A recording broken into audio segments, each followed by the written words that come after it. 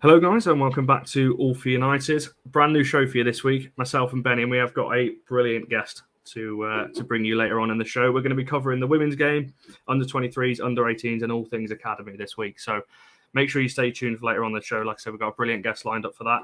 Talks to all academy. Get your questions in as well. We'll try and get through as many of those as possible. But we'll see you on the other side of the intro, as always.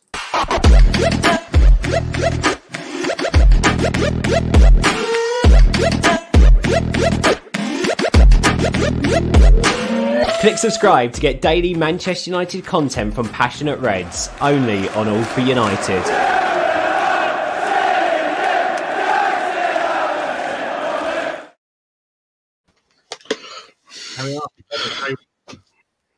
Here we are, people. We've made it finally after weeks of planning. We have. No, mate, I know. We have our first show, Weekend Reds Roundup. I was trying to say that without stumbling over the R's in that. Like I said in the intro, make sure you get your comments in. We've got a brilliant guest coming in about 15 minutes' time. Myself and Benny are just going to go through a couple of the results of the weekend, so we may as well just jump straight into that, Benny. Obviously, we were both there. We'll start with the women's game. We're not going to go too much into this because there is a show on the women's channel about this particular game, so make sure you check that out straight after this video. But kind of how are you feeling about the season so far? Obviously, it's international break for the women after this Durham game on Thursday.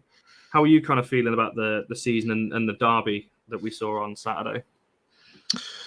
Well, the season so far it's all right. It's satisfactory for me, mate. You know, beating teams that you have to beat, and then we're just going out with a bit of a whimper against Chelsea, which wasn't very good. We're actually hammered by them, as people would know. 2-2 draw at the weekend at City, where arguably not playing their full strength 11. Yes, they've still got great players in there, but we're not playing their full strength 11. And then down to 10 players. Obviously, Manchester City went out to 10 players. To get a 2-2 draw out of that, knowing that's not a full strength City side where you think we should be putting them to the sword a little bit, you know, trying to get the 3 points. It was all right. It was all right, mate. It was satisfactory, man. You know, there is a few issues and a few problems that need addressing, but overall, mate, I think he's made a satisfactory start, I think, for me, Matt Skinner, to his Manchester United women's managerial career. Yeah, I'd say that. I think it's, if you'd have said 10 points, 10 points out of 15, isn't it? You know, from the first few games, we've played City, we've played Chelsea. Yes, I think we probably did drop 2 points on Saturday, considering the red card and the kind of injuries that City have got. However, we can't complain. We didn't lose the game. There's areas which I'm sure on the review show you guys will go into, but I think overall, I think the women's team are in a good position so far. I said no one could have foreseen City's injuries and things like that. But I think the main thing for me to take away from it, obviously good viewing numbers on BBC. Yeah. I think it was 1.1 million, I think was that has come out today. And then you're looking at the likes of, 3,500, 4,000 in the stadium as well. So it's good that is growing. Obviously, we could talk all day about Leigh Sports Village, obviously the home of the academy as well, the 23s as well. But yeah, I think overall it was an okay game, I think, is the best way of putting it. Would you say that, Benny? It was just okay. Yeah, it was okay, mate. You know, it was a Manchester derby at the end of the day. You know, obviously, I agree. Maybe players are a little bit, scared. Obviously, the more than at Chelsea, maybe played within themselves a little bit. But I think for a derby, I think the midfield's got to do a little bit better. You know, we need more sort of in there, a little bit more oomph, if you know what I mean. Maybe be not so scared to go toe to toe with these big sides, because we proved it in previous seasons that you can go toe to toe with these with the so-called more established bigger sides in the WSL. So I just want to see is with that little bit of confidence that we had prior to collapsing at the back end of last season. We went on a monumental collapse, especially against the more traditional bigger 3 sides in the WSL. When we got beat by Chelsea, we got beat by City, and a lot of them were all defensive errors. 6-1 against Chelsea this season again. 4 of their goals were all defensive, were our own doing. So, I think, once he gets all the irons, all the crinks out and everything, and, he's still relatively new to the job, Matt Skinner. I can see he's doing well this season still. It's still early days, really, isn't it? Yeah, exactly. And the one thing I have noticed this season, obviously, you mentioned there about being a bit more tougher, especially in a derby game, in that midfield as well. We saw it a little bit with Ella Toon as well. And it leads me on nicely to kind of where the under-23s are at the moment, because obviously we both went to that derby game as well earlier in the season, the 4-2 defeat at Leigh Sports Village as well. And I thought in that game, you're kind of looking at certain players. Hannibal, we know, has got that kind of feisty edge to him. But the rest of them, you kind of want them to be a bit more grit in there. Whether that filters down through into the women's team and into the academy, we don't know yet. But I'll just put along the bottom of the screen there. Make sure you get your comments in, or anything related to the academy, anything related to Manchester United as a whole. Get your comments in. We'll try and get through as many of the questions at the end. So we'll move on to the 23s, Benny. Obviously, they didn't play this weekend. Their last result was a 3-0 win at Everton. Liverpool. The men's team, the first team played Everton the same day. That was it. A 3-0 win over Liverpool. Hardly Alanga and Shorteri were the goal scorers. They're doing all right at the moment, aren't they? The 23s. Yeah, 23s along with the 21s, mate. I know they're near enough, basically all the same players, near enough anyway, because the 21s of the Papa John's Trophy as well are going quite well. It's good to see that, despite we've let our so-called, many may call our so-called bigger stars like the 23s, like Ghana's, like Levitt's, for example, like the Chongs have all gone out on loan. And it's a very, very young under 23 side, Yes, Ted and Mengi stayed. It was opted to stay instead of going out on loan, by the looks of it, at this present time. But I think he could do it with another loan move. I really do. I think more men's football that he could play. The guy's physical as it is anyway, but the more he gets used to that sort of physicality and gets used to that sort of men's football environment, I think he's got a great chance of making it definitely in the first team. I think, as well, he could even be used to the first team at the minute, with the defensive injury we've got. Maguire's still out, Varane's still out. Well, looks like he might be out.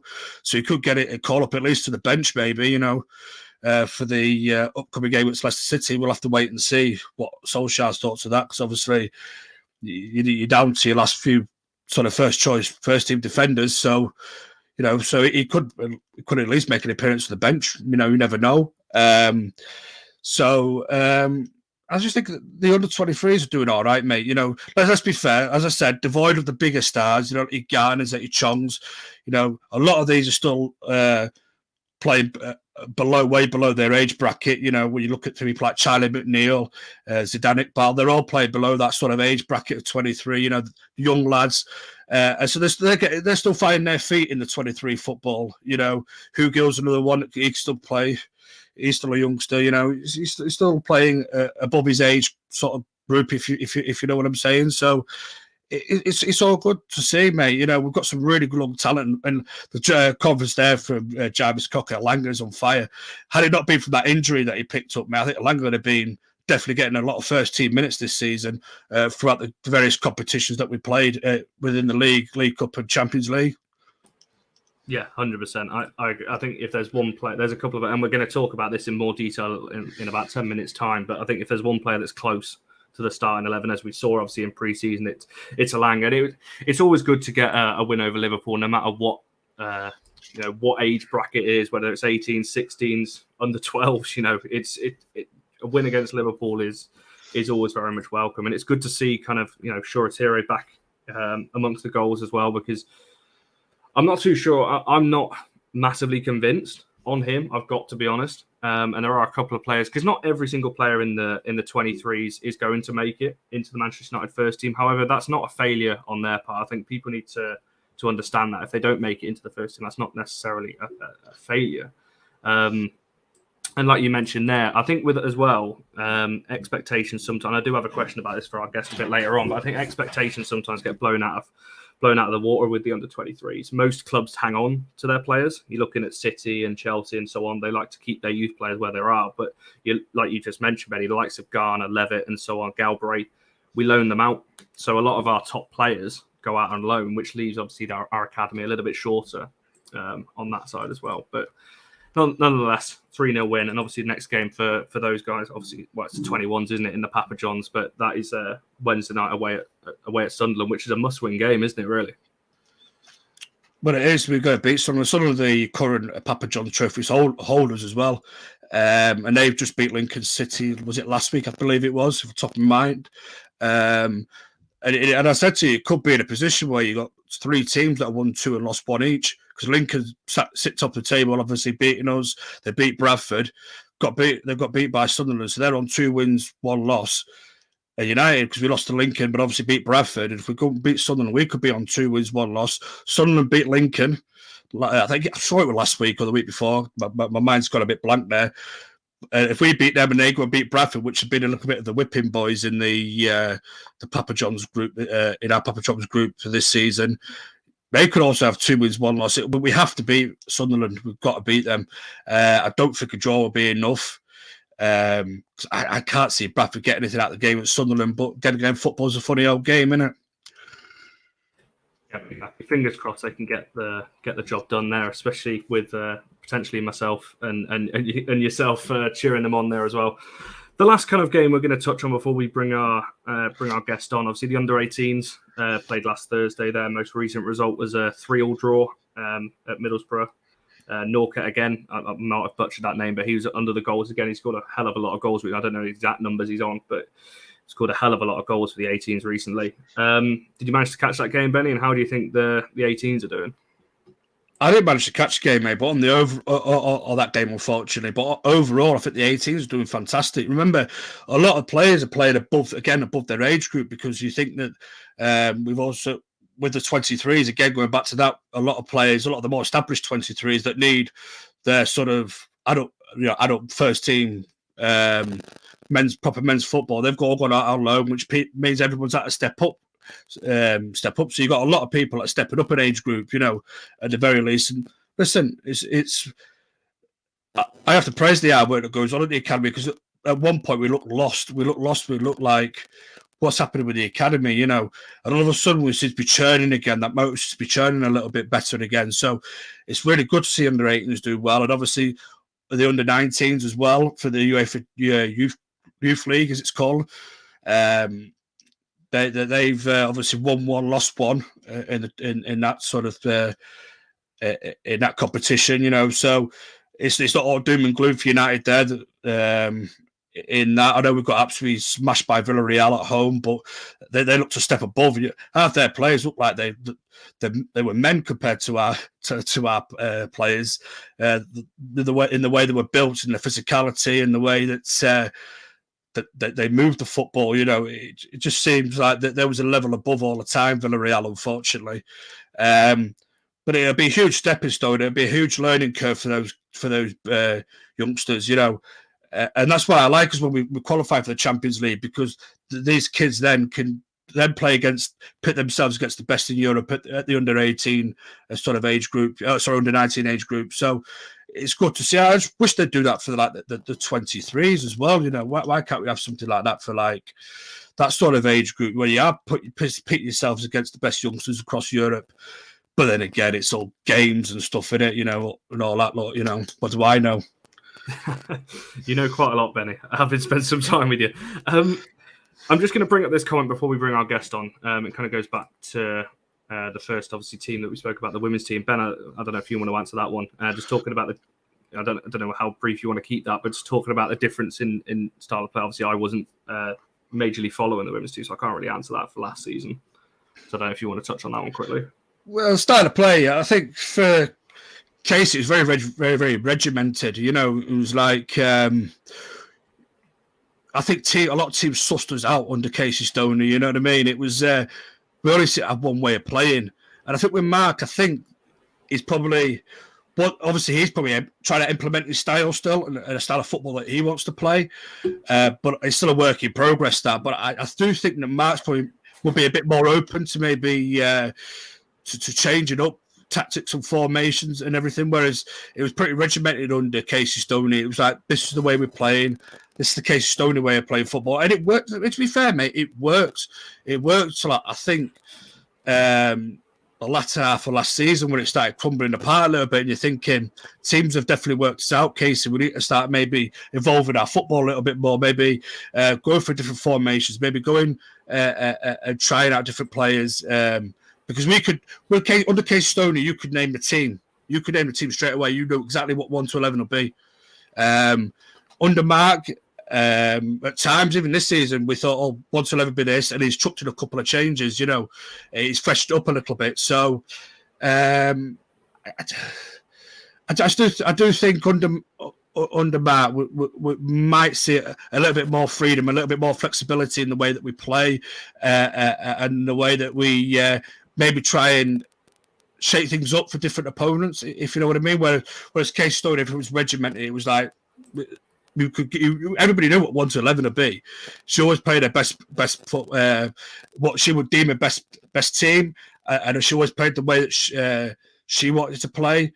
With Skinny, it seems to be like he likes the overlapping fullbacks. He likes the fullbacks bombing on. Yes, the fullbacks have improved a lot with Hannah Blundell coming in, and so instead of just owner last season, just all owner going down, trying to be the overlapping bombing fullback. Now you got 2 of them, which greatly helps that style, because it was a little bit unbalanced in the case. Stoney, you had like one fullback could bomb and one that wasn't so good, that would just hold and sit, But now you've got 2 bombing fullbacks, but. Yeah, we'll see how it goes. We'll give him a little bit of time now, Skinny. Let him implement what he wants to implement, and then we'll see it. We can only judge it over the season, because I think that's only fair too, because we're judging Case Stone over three seasons, aren't we? Really, let's give Matt Skinner a season. We'll judge his style of play, because then we'll get a clearer picture. Because at the minute, I still think he's building what he wants, or how he wants his Manchester United team to play. Yeah, I'd agree with that. On the kind of limited knowledge I've got from last season. Right, I've got a ticker going along the bottom. Like I said, any questions about the academy, make sure you get them in. I'm going to bring our guest in now, because I can't wait any longer, because I've got a ton of questions that I want to ask him. So please welcome Tony Park. How are you doing? Evening, gents. How are we? Yes, not too bad. I think we've been waiting for this for a couple of weeks in the pipeline. So do you just want to, obviously, for people that might not follow you on Twitter or know who you are, do you just want to give a brief introduction to yourself and kind of your involvement, with following the academy team?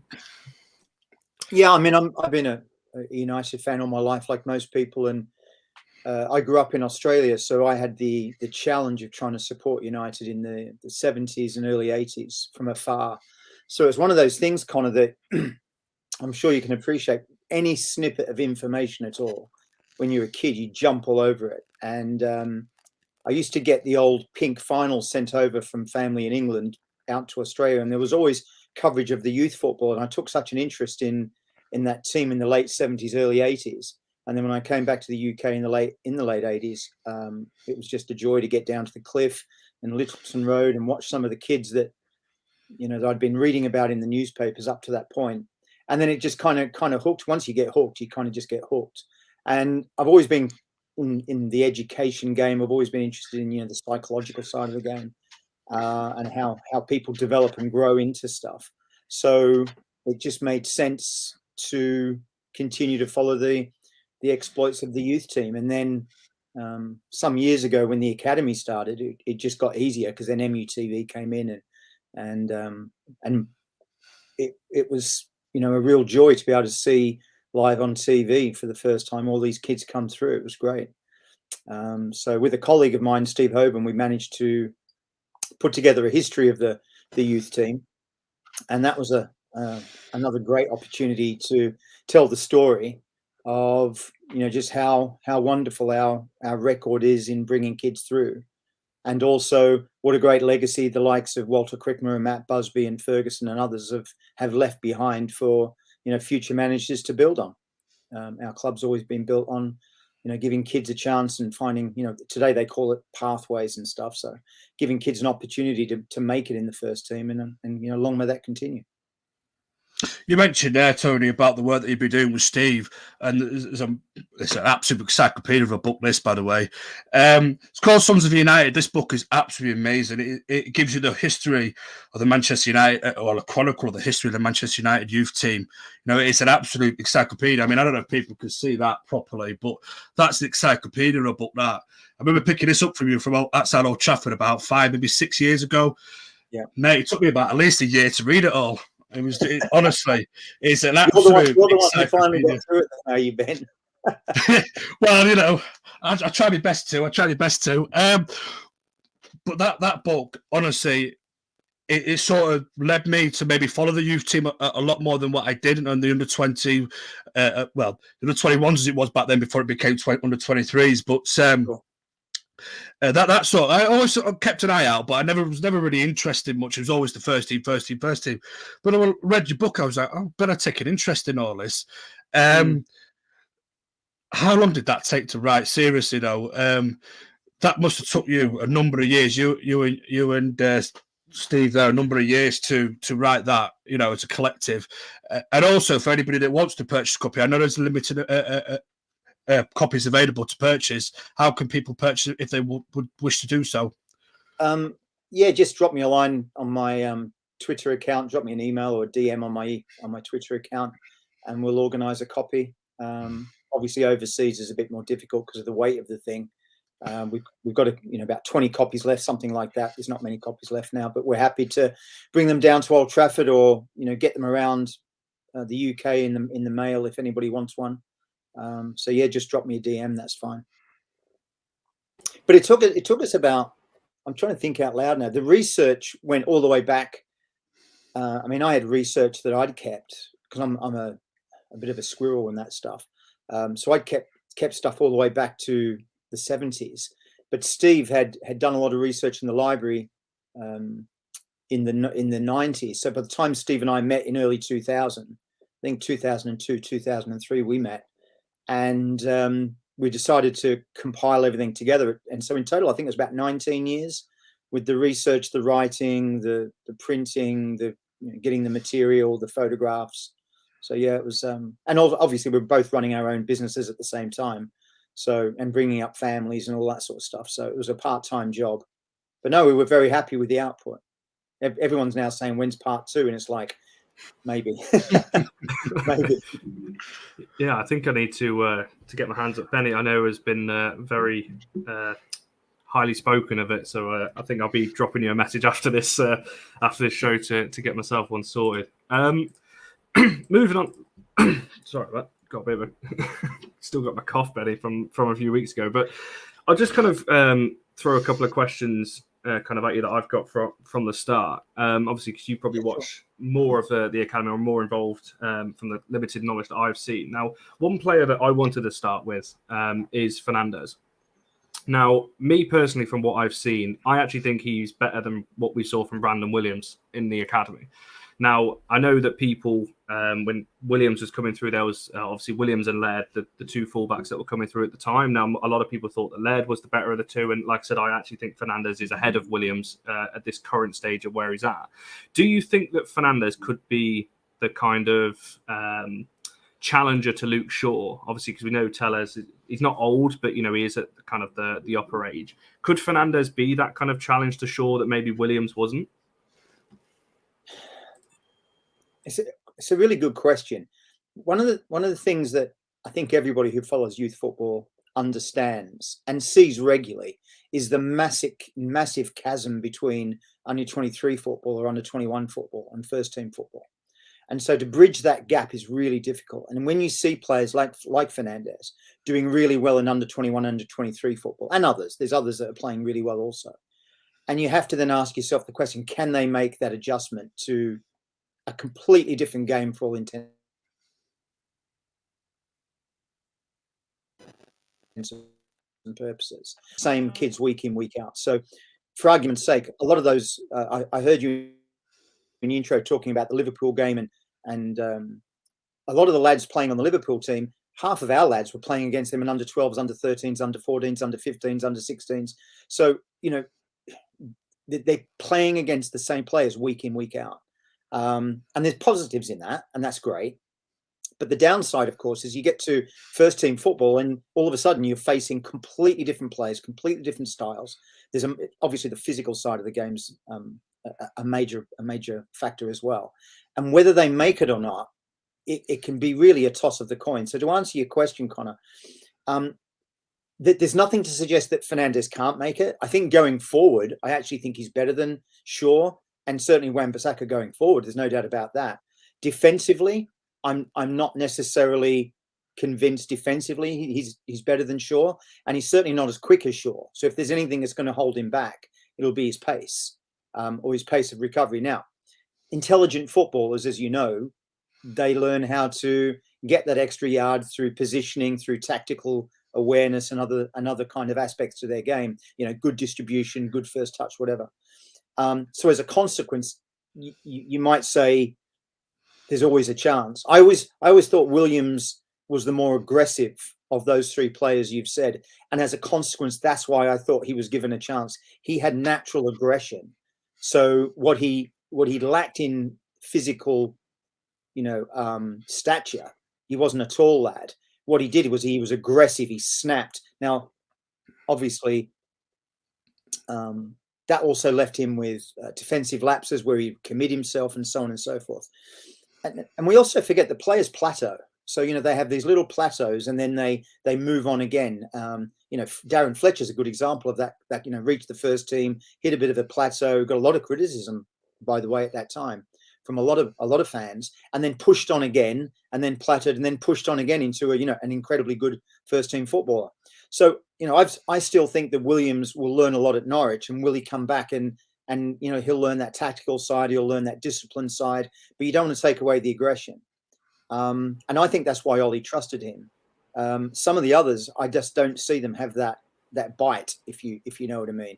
And if you, for most United fans watching a young kid come in the team, we love it when those kids have a bit of bite. When they put a tackle in and they fight for the shirt. McTominay's a good example.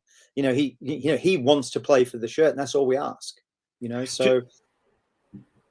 Oh, sorry, I think Laird, if he was injury free, I think he's the one that's the most impressive. But he's never been able to prove it because he's been so injury prone. Yeah, sorry, Ben. I know I'll kind of jump to your question in a moment. I just wanted to jump on the back of something you just said. It was one of my later questions, but it kind of fits in what you were just saying there about the kind of aggression. One player, I'm sure we'll talk about in a bit of detail and a bit later on, but that definitely does have that aggression and maybe too much is Hannibal. Now, obviously that side we've seen of him. Do you think that is something that, yes, it's good to have, but for these younger players, maybe to get into the first team, obviously with the age of VAR now and the way that football seems to be going, it's a bit better this season. But is that something for players like Hannibal, maybe Williams could fall into that category? They just need to kind of almost calm it a little bit and be able to temper that aggression? Or do you still think that is something that they need to have going into the first team? I think they need to have it. I think there's a difference between aggression and temperament. And I think Williams has got a good temperament. He's got to manage the aggression, and that's a timing thing. That's a maturity thing. That's a learning and experience thing. He's got to manage that. I think the problem with Mejbri is he's certainly physical, and that's great. I think he's temperamental. So as a consequence, the referees can handle the aggression. They don't like the temperamental stuff. So the kicking the ball away, the whinging, the whining, the complaining, the on the floor all the time, throwing their arms up, particularly in the English game, it just doesn't go down very well. And I think there was something on the telly last year saying Shortire was one of the most fouled players in the under 23 or under 21 league last season, and yet you don't see. And he's got a bite. I mean, I've seen him put in a couple of very, very nice aggressive tackles on players. So he's got a bite to him. There's absolutely no doubt about that. But he's got a great temperament. He'll get kicked and he'll get up and walk away. And that's what I think. And that's the real psychological piece that I was saying earlier. And I find that fascinating is how the coaches are going to coach that, because you've got the physical side, you've got the tactical side. You've also got the emotional side, which is that emotional resilience and intelligence to be a footballer. Rashford had it in bounds. Greenwood's got it in bounds. the temperament is there. And I think that's just as much to help them be successful in the first team as anything else. And unfortunately, you just don't know until you put them in the first team and see what happens. I mean, look at Taith Chong. I thought he was a really, really good example. He got to the first team and he froze. You know, he tried too hard. He was, you know, running around a little bit like a chicken with no head. He was, you know, he lost a little bit of positional play. He's got the talent. He's got the pace. He's already pulling up. You know, he's being very popular at Birmingham. But, you know, come to Old Trafford in front of 50, 60, 70,000 at some of these, you know, lower games that we were playing in the League Cup, we got a couple of runs, and he froze a little bit. That's temperament, you know, and you don't know until you get there. You really don't. My question, I'm going to actually put this, sort of link it on with Zidane Iqbal, actually, because something I picked up on what you said earlier, Tony, was that between the level between 23s and first team football, there is, as you said, a massive chasm. How can we is there any way that the FA or any way even the Premier League or anybody can, how can we close that chasm up a little bit? How can we, what can we do? I mean, I always think the Papa John's, I know it's not a very popular sort of trophy, even with the lower league sides, you know, you look at their attendances, they only get a few thousand in some massive stadiums, you know.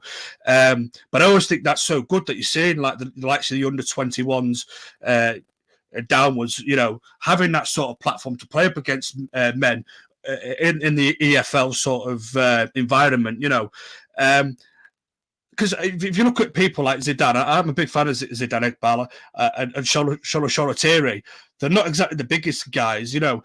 And I bring it back with Villarreal when they came for the UEFA Youth League game the other week. They all looked like they were built a lot bigger than us, you know, whether that's through genetics or whatever, you know. They look like their players are far more muscly, far more like stronger on the ball. We've got, especially this country, it seems that we have a lot of players that come through that are sort of maybe Angel Gomez is another great example that are sort of like a miniature stature. You know, they're not packing a lot of muscle. They're not. They don't look the strongest, if you know what I'm saying. How can we bridge that sort of gap between, you know, the 23s and the first team proper men's football? Is there anything that can be done apart from the obvious loan moves? It's a great question, Ben. I mean, I'm not a favorite. I'm not an academy fan, okay, because it's vanilla football, okay. So to give you an analogy, I've watched the academy for 20 years. Okay, I've kept records. I've watched all the games. I've got tapes of all the games. I watch them all the time, and it's the same. It's the same style of football. They all play the same style of football. So just as an example, then when you get to first team, none of them can head a ball from a corner.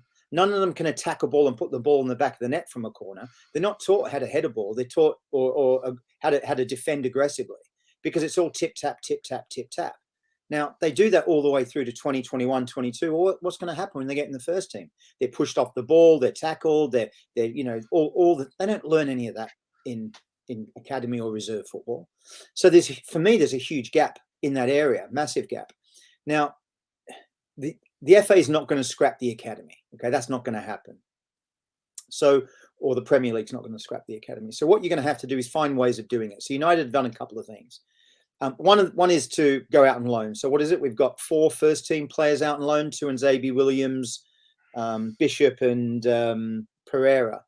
And then we've got 10 reserve players. So those reserve players would be in our reserves. And they're not all 23. You know, they're all 19, 20, 21. So they're all still quite young. And they're all out on loan. And that's the way to do it.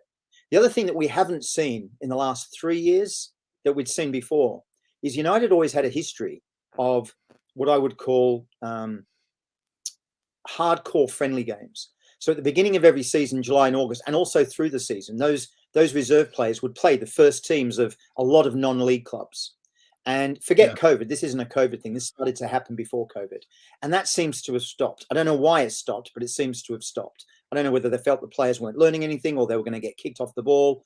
I mean, I went down to Kidderminster at the beginning of this season and watched the under-23s against that team. That was great learning. I mean, they were. It was a really physical game. They would have learned a lot from that. They went to Staley Bridge. That was another learning experience. So, you know, I think there's benefit in those. I'd love to see a mini league I'd love to see a cup competition in the Northwest with, and I'm making this up, Curzon, Ashton, and Wythenshawe amateurs, or whoever all these amateur teams are, New Mills, whatever. And then United and it's a cup competition, and United being allowed to play in that, and City, and whoever, Rochdale, whoever you want. And then all of a sudden you're going, this is a little bit more aggressive. Whether that's for 18s or whether that's for 23s, I don't know. The problem we've got with Papa John's is there's only 2 or 3 games and then it's over. Yeah. So unless we go all the way, you're only having that learning experience. I mean, what have we had? We've had Bradford, Lincoln, and now Sunderland. If we lose to Sunderland, I think, or even if we draw to Sunderland, I think we're out. Yeah. So what are you going to learn in 3 games? It's not enough. And I would like them to be tested more physically before they go out on loan to a champ. And to be fair, I'm not a great lover of the loan system. I think most players get lost in the loan system. I can count on one hand players who have gone out on loan and come back and actually been better players as a consequence. Not better players in general, but better players for our club. Johnny Evans had a really good loan spell at Sunderland. Welbeck did the same. You could argue Lingard had a very good loan spell at Birmingham and Brighton and came back much more physically capable of managing the Premier League. But maybe 1 or 2 others, and then you're kind of really looking in the history books to say who was the last.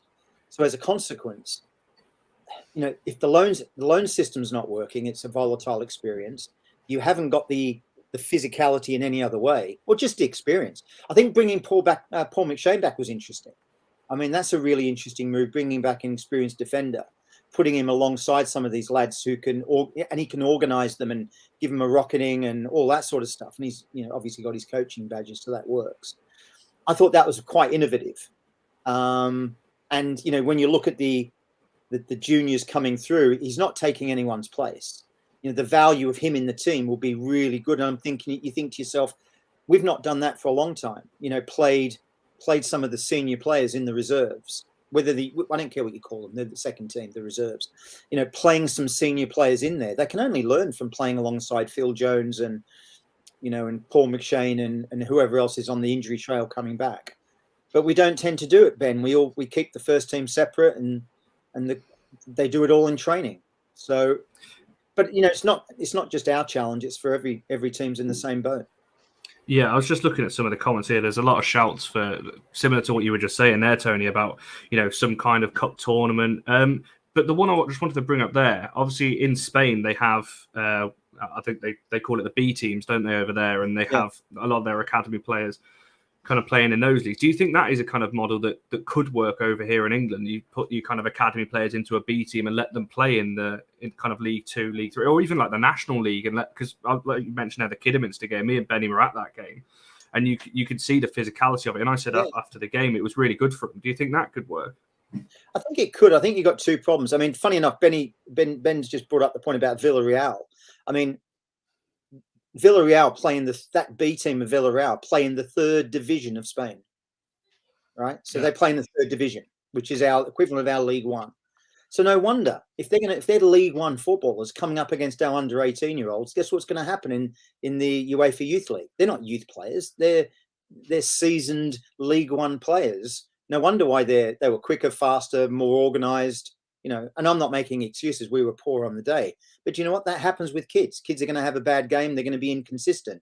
Anybody who's got any children of their own, know that's for true. You're not going to get consistency at that age.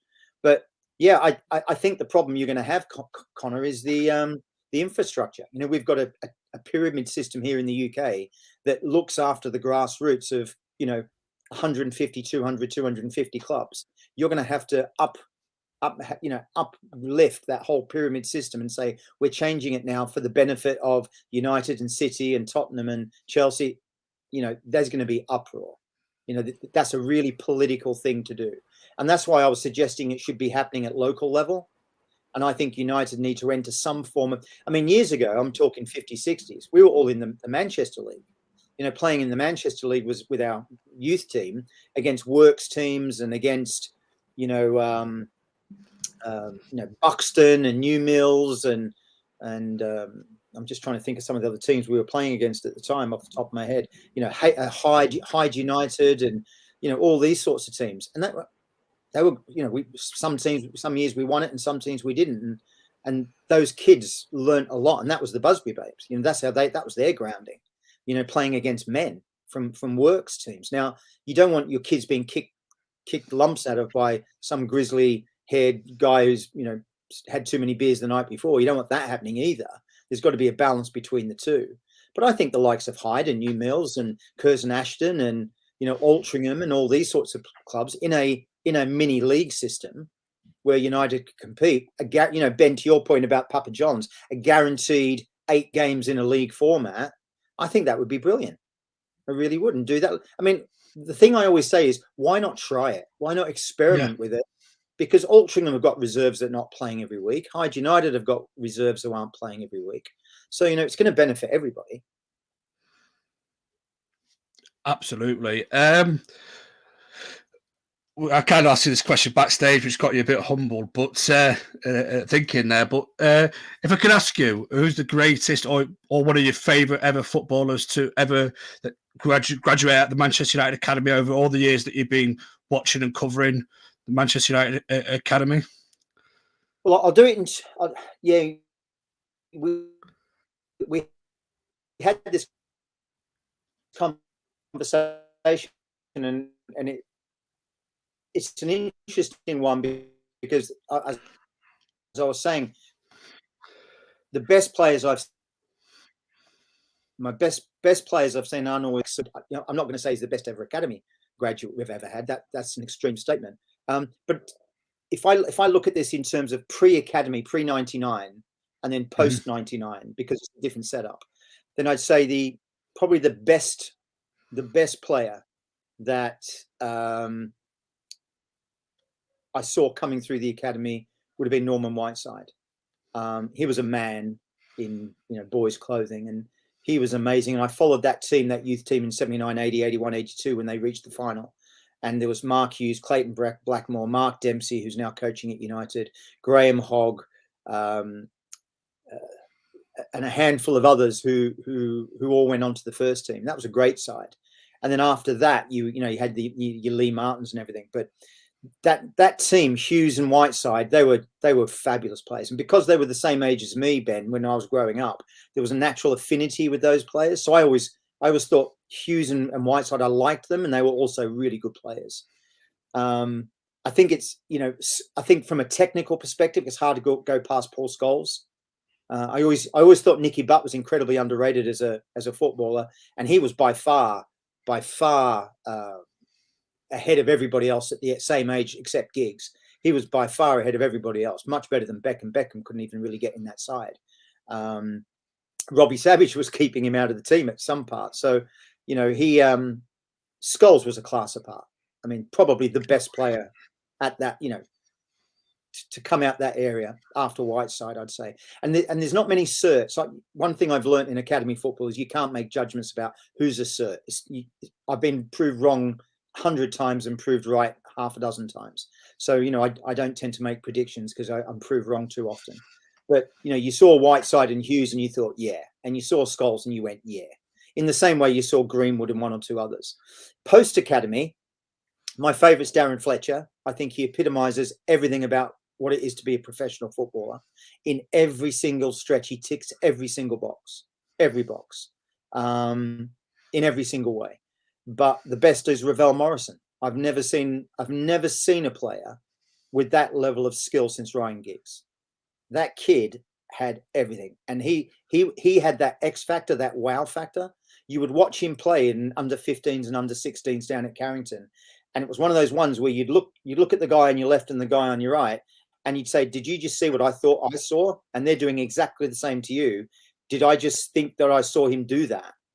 And you look at each other and you shake your head, and then he does it again, and you think it's not a fluke. He was that skillful, an unbelievable skillful player. And it's just a shame that his off the field situation has clouded his career, because he was the best footballer I ever saw. Post academy. Just quickly following on from that question, I've just had a question spring to mind. Is there any, obviously you mentioned Morrison there.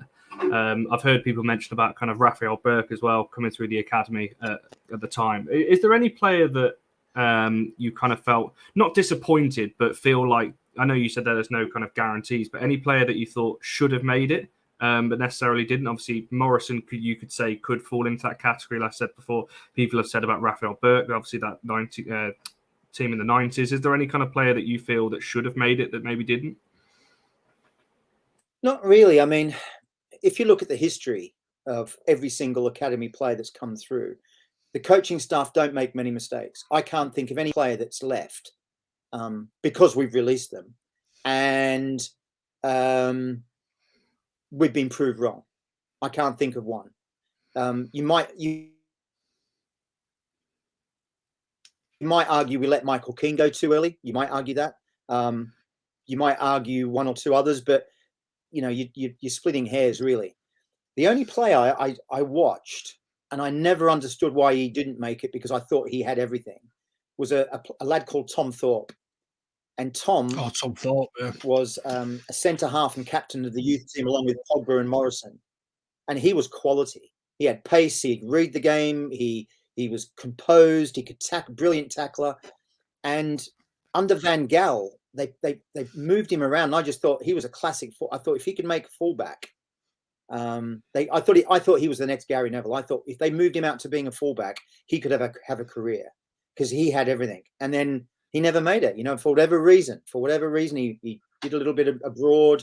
Apparently he's come back and he's gone back into education somewhere. But how he never made it is totally beyond me. But like I say, we don't get it wrong very often. And there's obviously something behind the scenes that the coaching staff is seeing. And, that's their job and they're pretty good at it. They get it right, 99 times out of 100. Then, yeah, I mean, someone's just mentioned Ben Thorley. Ben was class. I mean, he was just really unlucky with injuries. Him and Adrian, a little bit before him, Adrian Doherty, he was another one very unfortunate with injuries. He had a chance. There's a lot of kids who have had a chance, and for one reason or another, they don't push on. It's either because of injury, it's because of they're in the wrong crew, maybe they just they lack the physicality, or they lack the temperament. I mean, to get all those things right is really, really difficult, and that's why the class of 92, they were particularly mentally strong. Fletcher was mentally strong. McTominay's mentally strong. Greenwood's mentally strong. Rashford's mentally strong. And these kids, they're mentally strong. And how do you teach that? I mean, you can teach the skill. All the players in our academy, particularly the good ones coming through, they're all skillful. The talent isn't the issue. It's all about discipline. It's a little bit about temperament. It's about grit, resilience. It's those emotional skills, as well as, how they're going to grow. I've just got one final question, Tony, if I may. And I was supposed to mention this earlier on the show, but I've completely forgotten. But it looks like that we're setting up for, I think, from under 17s level, I believe it is, up to 21, 23s, that we're sending players now to go and train with the EFL clubs for a week. Do you think that will benefit us, or do you think that's a bit of a wasted exercise? I don't know. I mean, as I said earlier, Ben, I think we should try as many different things as possible to try to develop an all-rounded curriculum about what to do. And if I remember, I think I read on a forum, it was Hugo Wirth and McNeil went to Sheffield Wednesday. That's correct, yeah. And spent a week at Sheffield. Good luck to them. I mean, what are they going to be doing in our academy? Doing the same things every single week. Send them out. It doesn't have to be alone. Send them a week, send them up to Scotland, send them abroad, send them somewhere, and just say to them, and I like the idea of sending them in pairs, so they've got that emotional crutch, if you like, that they're not on their toed, because at some football clubs, you can get dickheads in there. The big brawny guys don't like these young whippersnappers coming in and nutmegging them and turning them inside out. So having someone next to them who they can just be pals with, it will be helpful. But I think it's a great idea. Let's do more of that. Let's try as many different things to develop the kids, because what we do know. I read an interesting statistic. I'm sorry if I'm taking us off track, but I read an interesting statistic that out of every 16-year-old in the academy across the whole of the UK, that's a certain number of players, okay, in the academy system who are 16, and we're talking thousands, okay. Now, only 1,680 odd people, 1,680 something, can play on a Saturday afternoon or whenever the games are.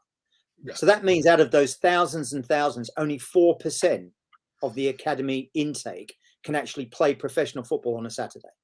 4%. Wow.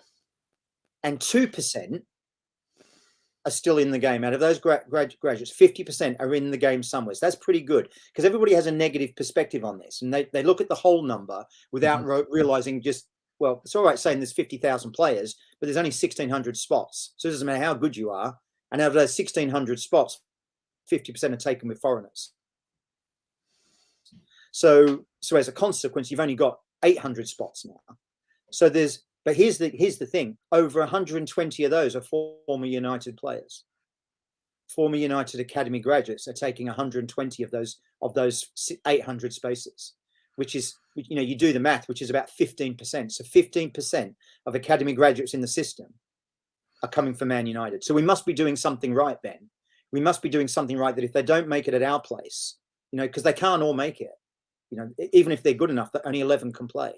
So, and I've already said that, you're going to be better than Greenwood to take Greenwood's place. You're going to be better than Rashford to take Rashford's place. It's all very well saying we're not giving someone a chance. Well, they've got to be better than Rashford and Greenwood, or Cavani and Ronaldo. If they're not, they have to earn that right. And so as a consequence, we get things right most of the time. We're not perfect. So try everything. Try all these things. That is a crazy statistic, actually. It's something that kind of we bang the drum of this. Whenever we talk about the academy on shows on this channel, that just because an academy player doesn't make it at United, it doesn't mean it's a failure. If they go into the football, let's say the football league, that's not a failure. They've still made it as a professional footballer. And I think sometimes people go, "Oh, we didn't make it at United, that's a failure." It isn't. I think some people just need to think about that, and that stat is pretty incredible. That 15%. I've just noticed others in the chat box saying that some foreigners in there. Yeah, there's 5 foreigners. There's none in the 16s. No foreigners in the 16s. There's 5 in the 18s and about 9 in the 23s and all the loans. So if you factor that in, it doesn't affect the percentages that high. Not really. I've just got one final question for myself before we look to wrap this up. Obviously, we've mentioned a few players kind of in this show. Obviously, Hannibal, we've mentioned Fernandez, Zidane Iqbal. Is there anybody, you can answer this in 2, whether you want to look at 18s or younger or 23s or both, whichever. Is there anyone that's maybe not necessarily in the spotlight that you think is looking promising? Because I say, if you type in Man United Academy on the internet, or if you ask anyone, you'll get the same names back. You'll get Garner, Levitt, Hannibal, Fernandez, or Galbraith, somebody like that. Is there anyone that you think is kind of going under the radar a little bit coming through the system? Like I said, whether that's 23s or 18s or kind of younger than that? Yeah. By the way, Galbraith, I just have a feeling about that kid. I think he's better than Garner.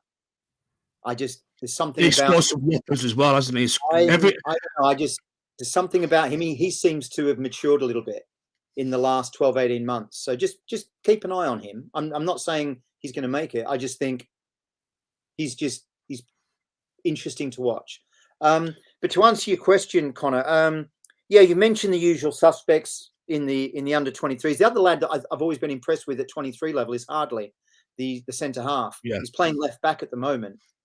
So he scored his first goal against Liverpool, as you mentioned. He's very consistent. Having McShane next to him is going to be very interesting to see how he develops. He's pacey. He doesn't give the ball away. He's good in the air. He's athletic. Whether he's good enough to break in, who knows? We don't know. It's very hard.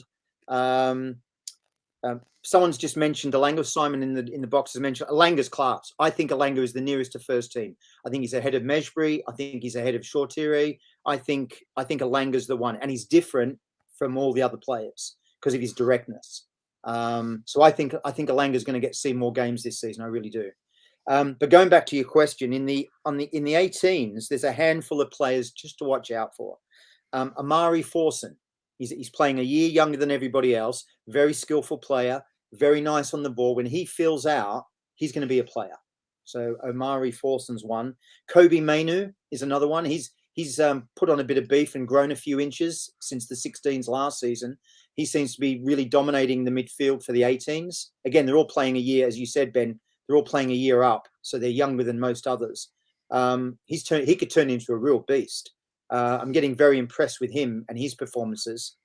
The centre half, Willie Cambuala, he was injured. He played one game and got injured. He's been out for 15 months. He's played the last 2 or 3 games. So I'd be watching out for him, see how he progresses. He's another beast. If you remember Timothy Fosu-Mensah when he first came through, he's kind of got that aura about him. So he's an interesting player. Technically, a couple of technical players for you. Hansen, the Norwegian lad who we got from Tromsø. Boy, that kid's got some skill. That kid, his reading of the game, his movement off the ball, he is something else. He glides past people. He's only tiny. He's had a little bit of a cameo in the 23s, but he's a player. And the other one is Sam Mather. Just got called up to the England under-18 squad. Seemed to have come from nowhere, Sam, but he's been in the system for some time. I think with COVID and not getting to games, a few players have been lost just in terms of visibility. So Sam Mather's another one just to keep an eye on. And then below that, there's one or two in the 16s, McAllister and Adam Berry, that you might want to keep your eyes open. They might get a chance because what happens, Ben, towards the end of the season, you start chucking a lot of these youngsters into the games to give them experience. So they might. McAllister's already pretty well in and out of the 18s, but Adam Berry's one to watch. Very, very gifted, technical, left-footed player. But yeah, Amari Forson, Kobe Mainu, Willie Camboala, Hansen, and Sam Mather. They'd be the ones, Connor, just keep an eye out for when you're watching MUTV, watching the highlights show. Just keep an eye out on those players. Brilliant. Yeah, definitely ones to look out for there. I'll just quickly ask you this question before we wrap up from Jarvis there, just about Joe Hugill. Obviously, me and Benny have seen him a couple of times. I think he's a good player, but I don't think me personally, I don't think he's going to be one that's going to take a spot at United. He might go on into the football pyramid. I don't think he's going to make it at United, though. What's your thoughts on him? I think the style of play that he plays, he's a traditional centre forward. He holds the ball up, and that's not really academy football. So that's against him in a little respect. I sometimes think that United coaching staff saw him and they see something different in respect to all the other types of players we had, and that's a good thing because other players will then learn things from playing around him. But we even at United's first team, we don't play with like a target man. But he consistently scores goals. He scored 3 for the 18s against Newcastle when we won 5-0. He came down a level, scored 3 goals. So he's clearly better than that. I tend to agree, Ben. I don't see anything special. But as I said before, I've been proven wrong so many times that I'm really I'm really reluctant to say he will or he won't. But he's doing the right thing. He's learning. He's putting the ball in the back of the net. He's he's just doing his job. So good luck to him. I hope he makes it. I really do. But he's not on my radar in that way. Brilliant. Yeah, I think we're going to have to wrap it there. Obviously, Benny, conscious of time, you're off on another show. He's a busy man, and obviously Tony as well. We're going to have to get you back on another show. I think definitely 100%. Certainly learned a lot. Just for people that might not have been here at the start. Obviously, you've got a book out. Where can we get that book? And Benny, if you've still got it around, if you can do the honours again. If anybody wants to just message me on Twitter, that's fine. Send me a DM. We'll get it out to you if you'd like a copy. Brilliant. Yeah, definitely go and check that out. I'm sure, as like I said earlier, Benny speaks very highly of it. Yeah, brilliant show. Like I said, Tony, we're going to have you back on. Thank you for coming on. Make sure you like the video and you're following Tony and Benny over there. Make sure you subscribe, like the video. The content doesn't stop. Go over to All for United WFC, the women's channel. They'll be reviewing the Manchester Derby from Saturday over there in about 2 minutes' time. Benny will be on that one. Make sure you go check that out. And we've also got Bridging the Gap tomorrow as well, 8 o'clock tomorrow, where we bridge the gap between men's and women's football. But yeah, brilliant to have you both on again, and we shall see you soon. Thank you.